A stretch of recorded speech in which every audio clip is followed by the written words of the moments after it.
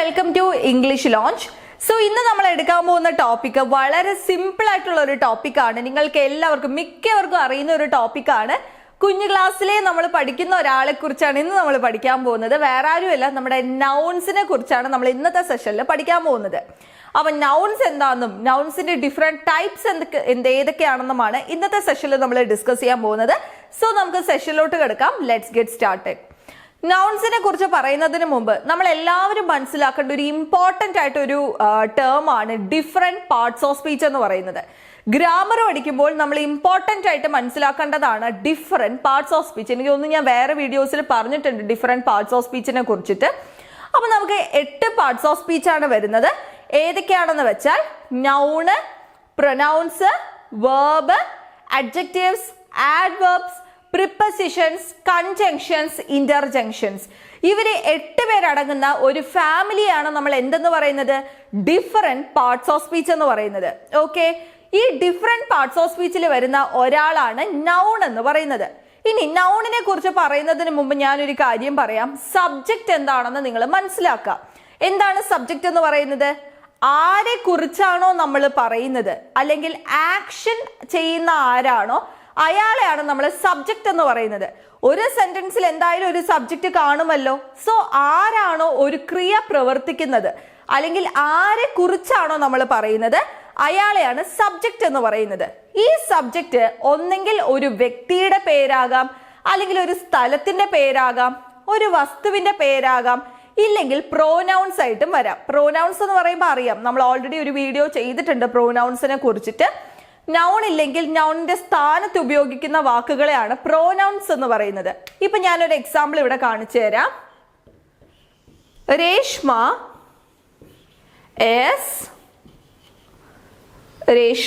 is teaching അല്ലെ? ഇവിടെ പറയുന്നത് എന്താണ്? Reshma is teaching. ഇവിടെ സബ്ജക്റ്റ് ആരാണ്? രേഷ്മ അല്ലേ ഇവിടുത്തെ സബ്ജക്റ്റ്? രേഷ്മയെ കുറിച്ചിട്ടല്ലേ പറയുന്നത്. ഈ രേഷ്മ എന്ന് പറയുന്നത് ഒരു പേഴ്സന്റെ പേരല്ലേ, ഒരു വ്യക്തിയുടെ പേരല്ലേ? അപ്പൊ ഈ സബ്ജക്റ്റ് ഇവിടെ വന്നിരിക്കുന്നത് ഒരു നൗൺ ആയിട്ടാണ്. ഇനി നമുക്ക് വേറൊരു അർത്ഥത്തിൽ പറയാം. അവൾ പഠിപ്പിക്കുകയാണ്. അവൾ എന്ന് വെച്ചാൽ ഇംഗ്ലീഷില് ഷീ ആണ് അല്ലെ? നമ്മളെ ഫീമെയിലിനെ കാണിക്കുന്ന പേഴ്സണൽ പ്രൊനൗൺ ആണ് ഷീ. ഓൾറെഡി നമ്മൾ വേറെ വീഡിയോ ചെയ്തിട്ടുണ്ട്, കാണാത്തവരത് കാണുക. അപ്പൊ എങ്ങനെയാ പറയാ? ഷീ ഈസ് ടീച്ചിങ് അല്ലെ? ഷീ എന്ന് പറയുന്നതും ഇവിടെ സബ്ജക്റ്റ് തന്നെയാണ്. പക്ഷേ ഇവിടെ നൗൺ അല്ല, നൗണിന് പകരം യൂസ് ചെയ്ത പ്രോനൗൺ ആണ് ഏത്? ഷീ എന്ന് പറയുന്നത്. അപ്പൊ ഒരു സബ്ജക്റ്റ് ഒന്നുകിൽ ഒരു വ്യക്തിയുടെ പേരായിട്ട് വരാം, സബ്ജക്റ്റിന്റെ സ്ഥലത്തിന്റെ പേരാകാം, ഒരു തിങ്ങിന്റെ പേരാകാം, ഇല്ലെങ്കിൽ പ്രോനൗൺ ആയിട്ടും ഒരു സബ്ജക്റ്റിന് വരാം. അപ്പൊ നൗൺ എന്ന് വെച്ചാൽ എന്തിന്റെങ്കിലും പേരിനെ സൂചിപ്പിക്കുന്നത് എന്തോ അതിനെയാണ് നൗൺ അഥവാ നാമം എന്ന് നമ്മൾ പറയുന്നത്. എന്തിന്റെങ്കിലും പേരാകാം, ഒരു പേഴ്സന്റെ പേരാകാം, ഒരു സ്ഥലത്തിന്റെ പേരാകാം, ഒരു വസ്തുവിന്റെ പേരാകാം. എന്തിനെങ്കിലും പേരിനെ സൂചിപ്പിക്കുന്നത് എന്തോ അതിനെയാണ് നൗൺ അഥവാ നാമം എന്ന് പറയുന്നത്. A noun refers to a person, place, animal or thing. അല്ലെങ്കിൽ നമുക്ക് പറയാം noun is a naming word. എന്തെന്നാ പറയുന്നത്? Noun is a naming word. ഈ ഒരു വാക്ക് നിങ്ങൾ മറക്കല്ലേ. നൗണ് പഠിക്കുമ്പോൾ നമ്മൾ ആദ്യം മനസ്സിലാക്കേണ്ടതാണ് എന്താണ് noun. It's a naming word, പേരിനെ സൂചിപ്പിക്കുന്നത്. Noun is a naming word. എന്തിനെയൊക്കെ സൂചിപ്പിക്കുന്നു? Which refers to a person, ഒരു പേഴ്സന്റെ പേരാകാം, പ്ലേസ്, ഒരു സ്ഥലത്തിന്റെ പേരാകാം, തിങ്, ഒരു വസ്തുവിന്റെ പേരാകാം, ഒരു ആനിമലിന്റെ പേരാകാം. Noun is a naming word which refers to a person, place, animal or thing. Okay, കുറച്ച് എക്സാമ്പിൾസ് നോക്കാം. രേഷ്മ ഒരു പേഴ്സന്റെ പേരാണ്. നമുക്ക് എന്തെന്ന് പറയാം? നൗൺ എന്ന് നമുക്ക് പറയാം. I live in Canada. I live in Canada. ഞാൻ കാനഡയിലാണ് താമസിക്കുന്നത്. അപ്പൊ കാനഡ എന്ന് പറയുന്ന ഒരു സ്ഥലത്തിന്റെ പേരല്ലേ? ഞാൻ പറഞ്ഞ ഒരു പേഴ്സൺ, പ്ലേസ്, ആനിമൽ, തിങ്, ഇതിന്റെയൊക്കെ പേരിനെയാണ് നൗൺ എന്ന് പറയുന്നത്. കാനഡ ഒരു സ്ഥലത്തിന്റെ പേരായതുകൊണ്ട് നമുക്ക് എന്തെന്ന് വിളിക്കാം? നൗൺ എന്ന് വിളിക്കാം അല്ലേ? അടുത്തത്, Mary is the mother of Mary is the mother of Jesus അല്ലെ? Mary is the mother of Jesus. അപ്പൊ ഇവിടെ നമ്മൾ നോക്കുവാണെങ്കിൽ മേരി ഒരാളുടെ പേരാണ്, പേഴ്സന്റെ പേരാണ് എന്ത്, മേരി എന്ന് പറയുന്നത്. ജീസസ് എന്ന് പറയുന്നതും എന്ത് തന്നെയാണ്, ഒരു പേഴ്സന്റെ പേരാണ്. സോ നമുക്ക് പറയാം മേരിയും ജീസസും രണ്ടും പേഴ്സൺസിന്റെ പേരായതുകൊണ്ട് നൗൺ ആണെന്ന് പറയാം. അടുത്തത് Claire uses pen and paper. Claire uses pen and paper to write letters. അല്ലേ? ക്ലെയർ പെന്നും പേപ്പറും ഉപയോഗിച്ചാണ് കത്തുകൾ എഴുതുന്നത്. ഇവിടെ നോക്കിക്കേ, ക്ലെയർ അല്ലേ ഇവിടെ ആക്ഷൻ ചെയ്യുന്നത്, ക്ലെയർ സബ്ജക്റ്റ് അല്ലേ, ഒരാളുടെ പേരല്ലേ ഇവിടെ പറയുന്നത് ക്ലെയർ എന്ന്, അല്ലേ? അപ്പൊ ക്ലെയർ എന്ന് പറയുന്നത് ഒരു നൗൺ ആണ്. അടുത്തത് പെന്നും പേപ്പറും രണ്ടും തിങ്സ് ആണ്, അല്ലേ? രണ്ടും വസ്തുക്കളാണ്, പെന്നും പേപ്പറും നൗൺ ആണ്. അടുത്തത് ലെറ്റേഴ്സ് എന്ന് പറയുന്നതും ഒരു നൗൺ അല്ലേ, തിങ്ങിനെയല്ലേ സൂചിപ്പിക്കുന്നത്. അപ്പൊ ഇത്രയേ ഉള്ളൂ, എന്തിനെങ്കിലും പേരിനെ സൂചിപ്പിക്കുന്നത് എന്തോ അത് നൗൺ ആണ്. അതൊരു പേഴ്സന്റെ പേരാകാം, ഒരു സ്ഥലത്തിന്റെ പേരാകാം, ഒരു വസ്തുവിന്റെ പേരാകാം. A noun is a naming word which refers to a person, place, animal or thing.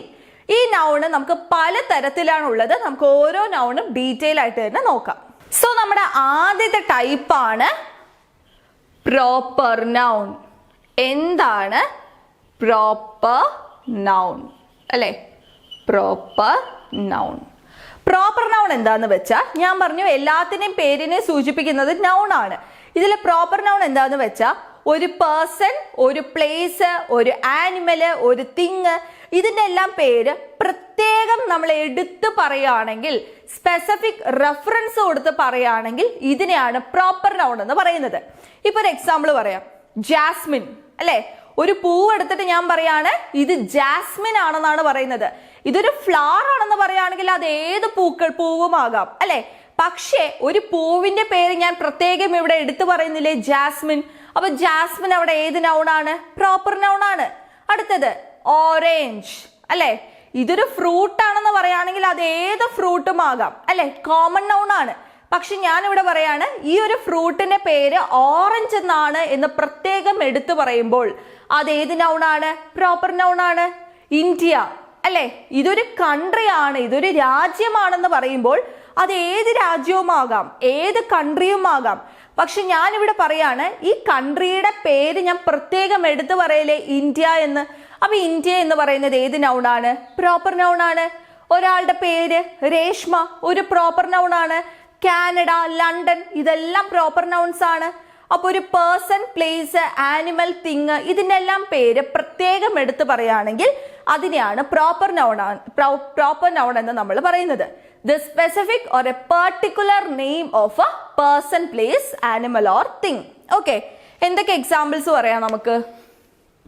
India പറയാം, അല്ലേ? ഇന്ത്യ പറയാം. കൺട്രി എന്ന് പറയുകയാണെങ്കിൽ കോമൺ നൗൺ. ഇന്ത്യ എന്ന് പറയുമ്പോൾ പ്രോപ്പർ നൗൺ. പിന്നെ പറയാം റീന, ഒരു പേഴ്സന്റെ പേരാണ് റീന, അല്ലെ? പ്രോപ്പർ നൗൺ ആണ് റീന എന്ന് പറയുന്നത്. അടുത്തത് കാനഡ, ഒരു സ്ഥലത്തിന്റെ പേരാണ് കാനഡ, പ്രോപ്പർ നൗൺ ആണ്. അടുത്തത് ജാസ്മിൻ, അല്ലെ? ഒരു പൂവിന്റെ പേര് ഞാൻ പ്രത്യേകം എടുത്തു പറയാണ് ജാസ്മിൻ, അതൊരു പ്രോപ്പർ നൗൺ ആണ്. പക്ഷേ ഇതൊരു പൂവാണെന്ന് മാത്രം പറയുകയാണെങ്കിൽ അത് കോമൺ നൗൺ ആണ്. ഇനി പ്രോപ്പർ നൗണിനെ കുറിച്ച് പഠിക്കുമ്പോൾ നമ്മൾ മനസ്സിലാക്കേണ്ട ഒരു ഇമ്പോർട്ടന്റ് ആയിട്ട് ഒരു കാര്യമുണ്ട്. പ്രോപ്പർ നൗൺസ് എല്ലാം തുടങ്ങുന്നത് ക്യാപിറ്റൽ ലെറ്ററിലായിരിക്കും. ഓക്കെ, അതുകൊണ്ടാണ് നമ്മൾ പറയുന്നത് ഒരു പേഴ്സന്റെ പേര്, ഒരു സ്ഥലത്തിന്റെ പേരൊക്കെ യൂസ് ചെയ്യുമ്പോൾ എപ്പോഴും ക്യാപിറ്റൽ ലെറ്റർ മാത്രമേ സ്റ്റാർട്ട് ചെയ്യാൻ പാടുള്ളൂ. അപ്പൊ പ്രോപ്പർ നൗൺ എപ്പോഴും സ്റ്റാർട്ട് ചെയ്യുക ക്യാപിറ്റൽ ലെറ്റേഴ്സിലായിരിക്കും. കണ്ടോ, ഇന്ത്യയുടെ I ക്യാപിറ്റൽ ആണ്, റീനയുടെ R ക്യാപിറ്റൽ ആണ്, കാനഡയുടെ C ക്യാപിറ്റൽ ലെറ്റർ ആണ്, ജാസ്മിന്റെ J ക്യാപിറ്റൽ ആണ്. അപ്പൊ ആ ഒരു കാര്യം കൂടി ശ്രദ്ധിക്കുക. ഇനി രണ്ടാമത്തെ നമ്മുടെ നൗൺ ആണ് കോമൺ നൗൺ. പ്രോപ്പറിന്റെ കൂടെ വരുന്ന ഒരാളാണ് കോമൺ നൗൺ എന്ന് പറയുന്നത്. ആ പേരെന്ന് നമുക്കറിയാം എന്താണ് കോമൺ നൗൺ.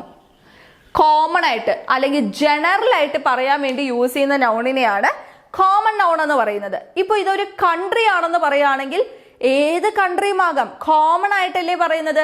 പക്ഷേ ഒരു കൺട്രിയുടെ പേര് ഇത് ഇന്ത്യ അല്ലെങ്കിൽ ചൈന എന്ന് എടുത്ത് പറയുകയാണെങ്കിൽ അത് പ്രോപ്പർ നൗൺ ആണ്, അല്ലേ? കൺട്രി എന്ന് മാത്രം പറയുകയാണെങ്കിൽ അത് കോമൺ നൗൺ ആണ്. കണ്ടോ, കോമൺ നൗൺ ആണ്. അതുപോലെ ഫ്ലവർ അല്ലേ, ഇത് ഏത് ഫ്ലവറും ആകാം അല്ലേ. ഒരു പൂവിന്റെ പേര്, ഇപ്പൊ ജാസ്മിൻ എന്ന് ഞാൻ ഒരു പൂവിനെ മാത്രം എടുത്ത് പറയുകയാണെങ്കിൽ അത് പ്രോപ്പർ നൗൺ ആണ്. ഇതൊരു ഫ്ലവർ എന്ന് പറയുകയാണെങ്കിൽ അത് ഏത് നൗൺ ആണ്? കോമൺ നൗൺ ആണ്. പ്രത്യേകിച്ച് ഒന്നിനെ സ്പെസിഫൈ ചെയ്യാതെ കോമൺ ആയിട്ട് പറയാൻ യൂസ് ചെയ്യുന്ന നൗൺസിനെയാണ് കോമൺ നൗൺ എന്ന് നമ്മൾ പറയുന്നത്.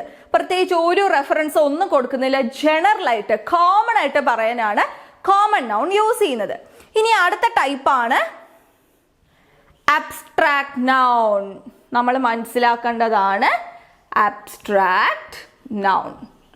എന്താണ് ഈ അബ്സ്ട്രാക്ട് നൗൺ എന്ന് പറയുന്നത്? അതായത് നമുക്ക് കാണാനും തൊടാനും ഒന്നും സാധിക്കാത്ത നൗൺസിനെയാണ് അബ്സ്ട്രാക്ട് നൗൺസ് എന്ന് പറയുന്നത്. പക്ഷെ നമുക്ക് ഫീൽ ചെയ്യാൻ സാധിക്കും. ഇപ്പൊ ഒരു എക്സാമ്പിൾ പറയുകയാണെങ്കിൽ ലവ് അല്ലെ, ലവ് ഇതാണ്, ലവ് ഇങ്ങനെയാണ് ഇരിക്കുന്നത്. പ്രത്യേകിച്ച് മെറ്റീരിയൽ ഷേപ്പോ ഫിഗറോ എന്തെങ്കിലും ലവിനുണ്ടോ? ഇല്ല അല്ലെ. പക്ഷെ അത് നമ്മുടെ ഒരു ഫീലിംഗ് ആണ് അല്ലെ. ലവ് ഇങ്ങനെയാണ് ഇരിക്കുന്നത്, പ്രത്യേകിച്ച് മെറ്റീരിയൽ ഷേപ്പോ ഫിഗറോ ഒന്നും തന്നെ ഇല്ല അല്ലെ. അപ്പൊ അബ്സ്ട്രാക്ട് നൗൺസിന് പ്രത്യേകിച്ച് മെറ്റീരിയൽ ഷേപ്പ് ഫിഗർ ഒന്നും തന്നെ കാണില്ല, കാണാനും തൊടാനും ഒന്നും സാധിക്കില്ല. But we may feel it, നമുക്ക് ഫീൽ ചെയ്യാൻ സാധിക്കും. ഇപ്പൊ പറയുകയാണെങ്കിൽ ലവ് അല്ലെ, ലവിനെ നമുക്ക് കാണാനും തൊടാനും ഒന്നും സാധിക്കില്ല, പക്ഷേ ഫീൽ ചെയ്യാൻ സാധിക്കും. സാഡ് അല്ലെ, വിഷമത്തിലാണ് സാഡ്. സാഡ് എന്ന് പറയുന്നത് ഒരു അബ്സ്ട്രാക്ട് നൗൺ ആണ് അല്ലെ. കാണാനോ തൊടാനോ എന്തെങ്കിലും പറ്റുമോ? ഇങ്ങനെയാണ് വിഷമം ഇരിക്കുന്നത് എന്നൊക്കെ നമുക്ക് കാണാൻ പറ്റുമോ? ഇല്ല അല്ലേ. അടുത്തത് എക്സൈറ്റ്മെന്റ്. എക്സൈറ്റ്മെന്റ് അല്ലേ, എക്സൈറ്റ്മെന്റ്. എക്സൈറ്റ്മെന്റിന് പ്രത്യേകിച്ച് രൂപമോ എന്തെങ്കിലും ഉണ്ടോ? ഇങ്ങനെയാണ് എക്സൈറ്റ്മെന്റ് ഇരിക്കുന്നത്, നമുക്ക് കാണാനും തൊടാനും ഒക്കെ പറ്റുമോ? ഇല്ല. പക്ഷെ excited, I am so excited എന്ന് പറയുമ്പോൾ എൻ്റെ ഒരു ഫീലിംഗ് ആണ് ഈ എക്സൈറ്റ്മെന്റ് എന്ന് പറയുന്നത് അല്ലേ. ഏത് നൗൺ ആണ്? അബ്സ്ട്രാക്ട് നൗൺ ആണ്. അടുത്തത് ആൻസൈറ്റി അല്ലേ, anxiety. I am so anxious. ആൻസൈറ്റിയെ നമുക്ക് കാണാനും തൊടാനും ഒക്കെ പറ്റുമോ? ഇല്ല. മെറ്റീരിയൽ ഷേപ്പോ ഫിഗറോ എന്തെങ്കിലും ഉണ്ടോ? ഇല്ല.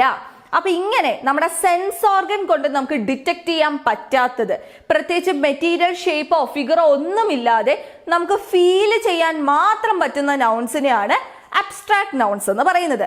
ഈ അബ്സ്ട്രാക്ട് നൗൺസിന്റെ കൂടെ വരുന്ന ഒരാളാണ് കോൺക്രീറ്റ് നൗൺ. കണ്ടോ, പ്രോപ്പറിന്റെ കൂടെ കോമൺ വന്നു, അബ്സ്ട്രാക്റ്റിന്റെ കൂടെ വന്നത് കണ്ടോ, കോൺക്രീറ്റ് നൗൺ ആണ് വന്നിരിക്കുന്നത്. ഈ പേരിൽ തന്നെ നമുക്കറിയാം എന്താണ് കോൺക്രീറ്റ് നൗൺ. കോൺക്രീറ്റ് എന്ന് കേൾക്കുമ്പോൾ നമ്മൾ ഓർക്കുന്ന എന്താണ്? ബിൽഡിംഗ് എല്ലാം കോൺക്രീറ്റ് ചെയ്യാന്ന് പറയത്തില്ലേ. ഈ ബിൽഡിംഗ് എന്ന് പറയുന്നത് ഫിസിക്കൽ എക്സിസ്റ്റൻസ് ഉള്ള നൗൺ അല്ലേ. ബിൽഡിങ്ങിനെ നമുക്ക് കാണാനും തൊടാനും ഒക്കെ സാധിക്കില്ലേ. അപ്പൊ കോൺക്രീറ്റ് ചെയ്യുന്ന ബിൽഡിങ്സിനല്ലേ. അപ്പൊ ഇങ്ങനെ ഓർത്തിരിക്കുക, ഫിസിക്കൽ എക്സിസ്റ്റൻസ് ഉള്ള നൗൺസിനെയാണ് കോൺക്രീറ്റ് നൗൺസ് എന്ന് പറയുന്നത്. നിലനിൽപ്പുള്ള വസ്തുക്കളെ നമ്മുടെ സെൻസ് ഓർഗൻ കൊണ്ട് നമുക്ക് കാണാനും തൊടാനും ഒക്കെ സാധിക്കുന്ന നൗൺസിനെയാണ് കോൺക്രീറ്റ് നൗൺ എന്ന് പറയുന്നത്. ഇങ്ങനെ ഓർത്തിരുന്നാൽ മതി. കോൺക്രീറ്റ് നമ്മൾ ബിൽഡിങ്സിനാണ് ചെയ്യുക. ബിൽഡിംഗ് നമുക്ക് കാണാനും തൊടാനും ഒക്കെ സാധിക്കും. അപ്പൊ ബിൽഡിംഗ് എന്ന് പറയുന്നത് ഫിസിക്കൽ എക്സിസ്റ്റൻസ് ഉള്ള നൗൺ ആയതുകൊണ്ട് ഇറ്റ്സ് എ കോൺക്രീറ്റ് നൗൺ. പക്ഷെ അബ്സ്ട്രാക്ട് നൗൺ ആണെങ്കിൽ കാണാനും തൊടാനും ഒന്നും സാധിക്കില്ല, നിലനിൽപ്പില്ലാത്ത വസ്തുക്കളെയാണ് അബ്സ്ട്രാക്ട് നൗൺ എന്ന് പറയുന്നത്. പ്രത്യേകിച്ച് മെറ്റീരിയൽ ഷേപ്പോ ഫിഗറോ ഒന്നുമില്ല, but we may feel it, നമുക്ക് ഫീൽ ചെയ്യാൻ സാധിക്കും. ഇപ്പൊ പറയാണ്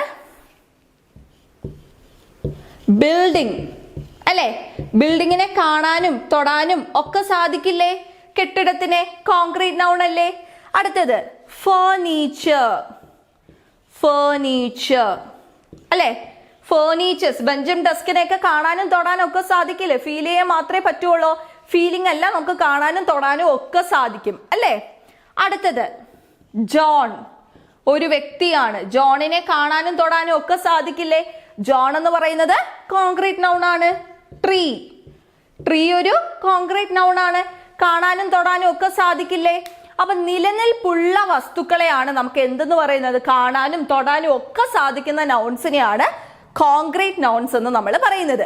സോ നമ്മുടെ അടുത്ത നൗൺ എന്ന് പറയുന്നത്, കോൺക്രീറ്റ് കഴിഞ്ഞു, അടുത്ത നൗൺ എന്ന് പറയുന്നത് മെറ്റീരിയൽ നൗൺ.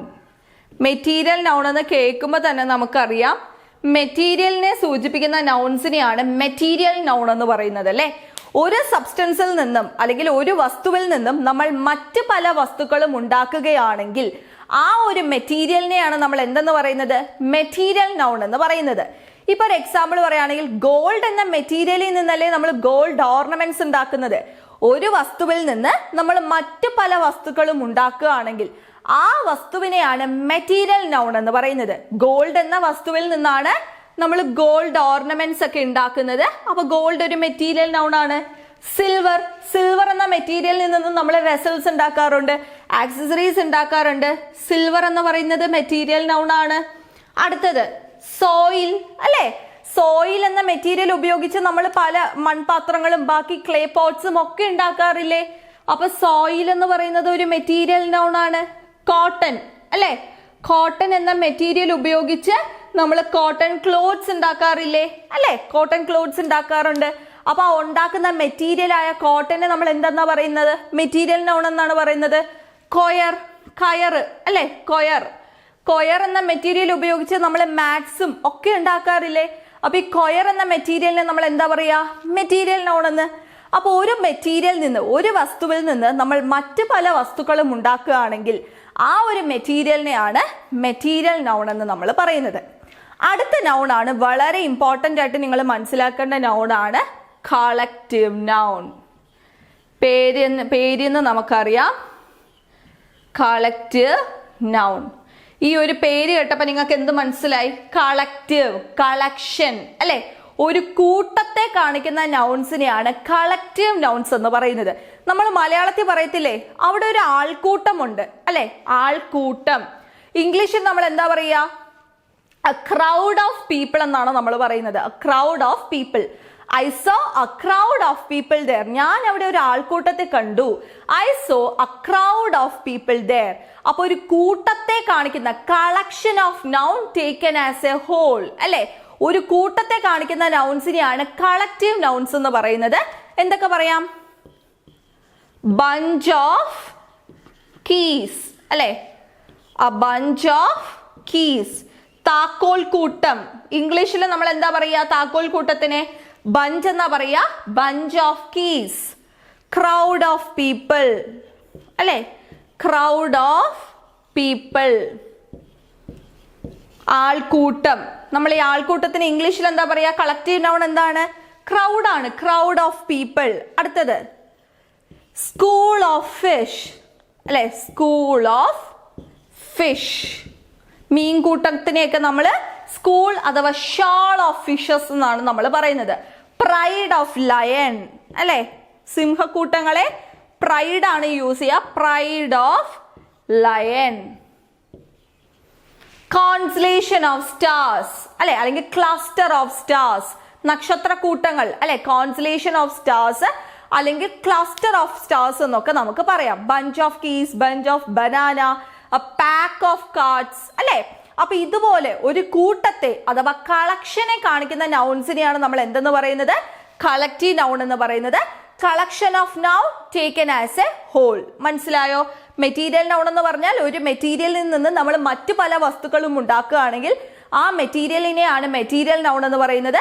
ഗോൾഡ്, സിൽവർ ഇതെല്ലാം മെറ്റീരിയൽ നൗൺ ആണ്. അടുത്തത് കളക്റ്റീവ് നൗൺ എന്ന് പറയുമ്പോൾ collection of things taken as a whole അല്ലെ. ഒരു കൂട്ടത്തെ കാണിക്കുന്ന നൗൺസിനെയാണ് കളക്റ്റീവ് നൗൺസ് എന്ന് പറയുന്നത്. സോ നമ്മുടെ അടുത്ത നൗൺ ആണ് പോസസീവ് നൗൺ. ഇതും നമുക്ക് പേരിന്ന് തന്നെ നമുക്കറിയാം എന്താണ് പോസസീവ് നൗൺ അല്ലെ. പോസസീവ് പ്രോനൗൺസ് പഠിച്ചില്ലേ? അപ്പൊ എന്താ പോസസീവ് നൗൺ? എന്താ? പൊസഷൻ അല്ലെ. സബ്ജക്റ്റിന്റെ ഓണർഷിപ്പ്, ഉടമസ്ഥത, റിലേഷൻഷിപ്പ്, പൊസഷൻ ഇതിനെല്ലാം കാണിക്കുന്ന നൗൺസിനെയാണ് പോസസീവ് നൗൺസ് എന്ന് പറയുന്നത്. ഇപ്പൊ ഒരു എക്സാമ്പിൾ നോക്കാം. Is this Branton's book? Is this Branton's book? അല്ലെ. ഇത് ബ്രാൻഡന്റെ ബുക്കാണോ? ആരെ ബുക്ക് എന്നാ പറയുന്നത്? ബ്രാൻഡൻ എന്ന വ്യക്തിയുടെ ബുക്കാണോ എന്നല്ലേ ചോദിക്കുന്നത്. അപ്പൊ ഈ ബ്രാൻഡൻ എന്ന് പറയുന്നത് ഏത് നൗണാണ്? പൊസസീവ് നൗണാണ്. മനസ്സിലായോ? ഒരു സബ്ജക്റ്റിന്റെ ഓണർഷിപ്പ്, റിലേഷൻഷിപ്പ് ഇതിനെല്ലാത്തിനും കാണിക്കുന്ന നൗൺസ് ആണ് പൊസസീവ് നൗൺസ്. ബ്രാൻഡൻസ് ബുക്ക് അല്ലെ. Is this Brandon's book? ഇത് ബ്രാൻഡന്റെ ബുക്കാണോ അല്ലെ. അപ്പൊ ഈ ബ്രാൻഡൻ എന്ന് പറയുന്നത് ഒരു പേഴ്സന്റെ പേരാണ്, ഒരു പൊസിഷൻ ആണ് കാണിക്കുന്നത്. കണ്ടോ, നൗണിന്റെ പൊസിഷൻ നമ്മൾ കാണിക്കുന്നത് നൗണിന്റെ കൂടെ അപ്പോസ്ട്രോഫി എസ് ചേർത്തിട്ടാണ്. ഈ എസ് സിഗ്നിഫൈ ചെയ്യുന്ന ഒരു ഓണർഷിപ്പിനെയാണ്. മനസ്സിലായോ? നൗണിന്റെ പൊസിഷൻ കാണിക്കാൻ അപ്പോസ്ട്രോഫി എസ് ആണ് ചേർക്കുക. പക്ഷേ ഒരു പ്രോനൗണിന്റെ പൊസിഷൻ കാണിക്കുമ്പോൾ ഇറ്റ്സ് ടെയിൽ എന്ന് നമ്മൾ പറയില്ല. തെറ്റാണ്. നമ്മൾ എന്തേ പറയത്തുള്ളൂ? ഇറ്റ്സ് ടെയിൽ അല്ലേ? അവിടെ അപ്പോസ്ട്രോഫി ചേർക്കേണ്ട ആവശ്യമില്ല. അപ്പൊ പ്രോനൗൺസിന്റെ പൊസിഷൻ കാണിക്കാൻ ഒരിക്കലും അപ്പോസ്ട്രോഫി എസ് ചേർക്കരുത്. പക്ഷെ നൗണിന്റെ പൊസിഷൻ കാണിക്കാൻ അപ്പോസ്ട്രോഫി എസ് സബ്ജക്റ്റിന് ശേഷം യൂസ് ചെയ്യുക. ഇപ്പൊ പറയാണ് ശിവാസ് ടെമ്പിൾ, ശിവന്റെ ക്ഷേത്രം. ആര് ക്ഷേത്രം എന്നാ പറയുന്നത്? ശിവന്റെ ക്ഷേത്രം എന്നല്ലേ പറയുന്നത്. ശിവ സബ്ജക്റ്റ് ആണ്, പൊസിഷൻ കാണിക്കുന്നതുകൊണ്ട് അപ്പോസ്ട്രോഫി എസ് ചേർത്തു. അപ്പൊ നൗണിന്റെ പൊസിഷൻ കാണിക്കുന്നത് സബ്ജക്റ്റിന് ശേഷം അപ്പോസ്ട്രോഫി എസ് ചേർത്തിട്ടാണ്.